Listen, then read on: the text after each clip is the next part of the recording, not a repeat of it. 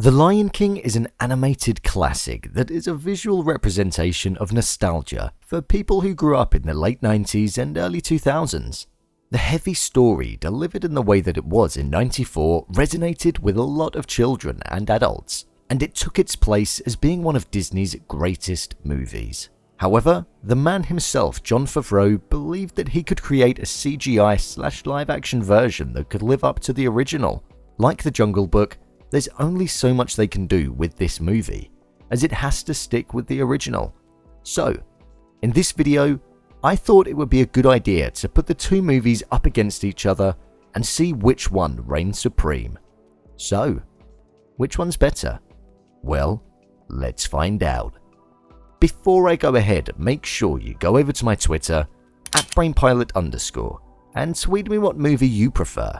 So without further ado, I'm BrainPilot, and here is The Lion King 1994 versus The Lion King 2019. Just to let you know, this video will contain spoilers, so watch with caution. The cast. The cast of the movie is something that essentially made the original what it was, with actors such as James Earl Jones as Mufasa, Jeremy Irons as Scar, Rowan Atkinson as Zazu, and Whoopi Goldberg as Shenzi. It's a tough cast to beat, so let's jump in. Mufasa. Now, I know this character was voiced by the same actor in both movies and is the only person that did. However, I do think that James Earl Jones' performance in the 2019 version just lacked something. The delivery of some of his lines didn't feel as emotional or hit me where I really wanted them to. His voice always has the power and conviction, and that's something that I'm always amazed by. But there were just certain elements to this character that I was ever so slightly disappointed with. That's purely just down to the fact that in '94, Mufasa was an icon, and James Earl Jones' voice stole the show. As a whole, James Earl Jones did deliver an iconic role and take on the character, and there's nobody else that would have been better suited in the 2019 version. But on this occasion, I prefer his Mufasa from the animated movie. Scar.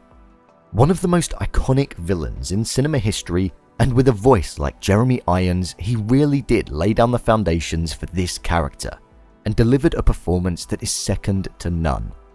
Jeremy provided an evil tone with depth and a throaty sound that is iconic in the world of villains.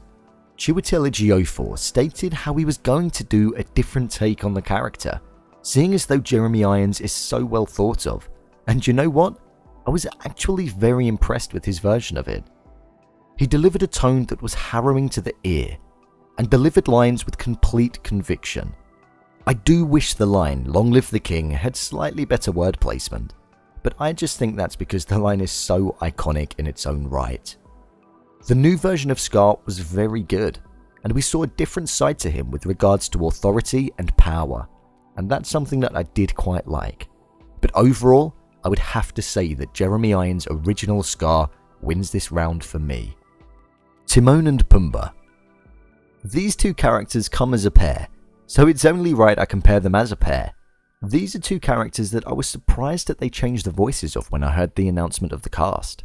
I was apprehensive because they're so iconic, even to the point where they had their own TV show on the Disney Channel, so it was going to be hard to top. The original voice actors Nathan Lane and Ernie Sabella provide perfect comedic timing, and the connection that allows them to bounce off of each other, which in turn allows them to stand out in the entirety of the movie. They're the comic relief amongst this heavy story. So, Billy Eichner and Seth Rogen. Before I went into the movie, I was slightly apprehensive to Seth Rogen, as I've never really been a massive fan of the actor. However, once I watched the movie, I was not disappointed in the slightest way whatsoever.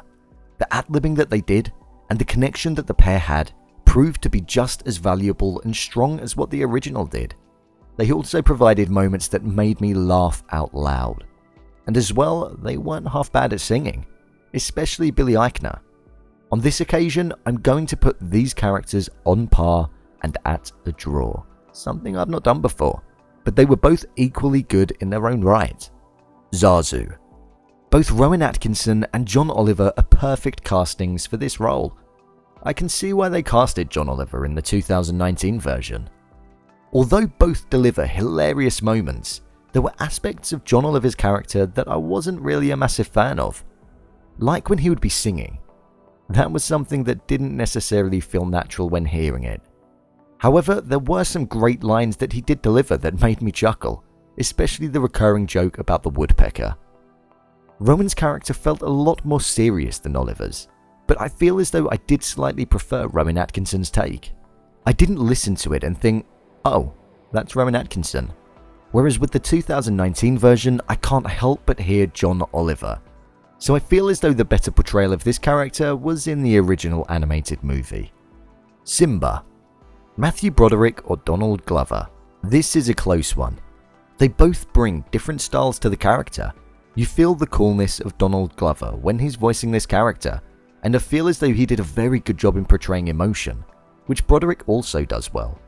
However, what I do like about Matthew Broderick's take is the transition through tones and emotions that you hear within the character. I don't know whether visually that helped since it was animated, but I feel as though it does probably help aid it. One other thing that I liked about Glover's portrayal is the fact that he sang all of Simba's songs, which is something that Broderick didn't do. If I'm basing it around the sheer tone that I expect Simba to have, and the attitude I'd expect to see after a cub going through the traumatic early life that it had, I'd have to give this one to Donald Glover. The Hyenas. These three roles are vital to the story, and I would say in the new movie, this is one element that changed quite a bit. Originally, the Hyenas were these idiot-type characters that Scar could easily manipulate into doing what he wanted, and easily rule them. Shenzi was the leader, Bonsai was the follower, and Ed was just a complete idiot. I like the balance that this trio had, and also the humour that they brought along with these roles. They were scary, but also quite funny, just at how stupid they were. In the 2019 version, the Hyenas have what Scar had in the original movie. They are smarter animals and are just purely sick of being outcast and hungry. They don't even warm to Scar at first, but after he explains the plan, they're on his side straight away. It's a narrative that I think works well in the CGI version, just purely down to the fact that I don't think they could have made hyenas seem completely stupid in a realistic movie. There were points that provided humour, but it wasn't down to complete stupidity. I do like both portrayals of these characters, but I side more with the animated movie with the hyenas. Whoopi Goldberg as Shenzi was brilliant, and the pure stupidity that the character Ed has is something that was always funny to watch. Nala. Beyonce got paid around $24 million to be featured in this movie, alongside an album deal. However, her performance is something that I was slightly disappointed with. I feel like Nala didn't really get a ton of screen time, and when Beyonce would deliver her lines, I just didn't really buy into what she was saying. Beyonce did all the vocal parts perfectly, but that's expected. I just didn't feel as though her character was on par with the original, or I connected with the character in the new version at all. It's a shame, but the original Nala definitely wins. Rafiki. Rafiki is the wise baboon that we see in both movies. If I'm being honest, this is an easy one. I much prefer Rafiki in the animated movie. I feel as though he has more screen time, and they make a point of highlighting the importance of this character. When reflecting on the latest movie, I don't necessarily feel as though he had that much of an impact in the story, or his scenes felt as powerful. It's a shame because I do really like this character. Overall, when looking at the cast and characters, I would say that although there are elements of the new cast that I did prefer and were on par, I would have to say that the original cast takes it. A lot of standout lines in the new movie weren't delivered with power, emotion, or conviction, and that's something that I would have expected to have seen and heard. And personally, I feel it's a shame. So, with that in mind, the animated version wins this round. The visuals.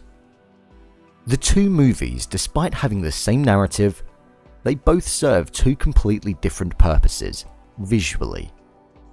When looking at the animated movie, the lions and all other animals are designed in a way that are as human-like as possible, without them actually being human. For example, their faces, their behaviours, the way they show emotion, they even have eyebrows. This is so that we can connect with the story more and feel exactly what the characters are feeling. Whereas in the 2000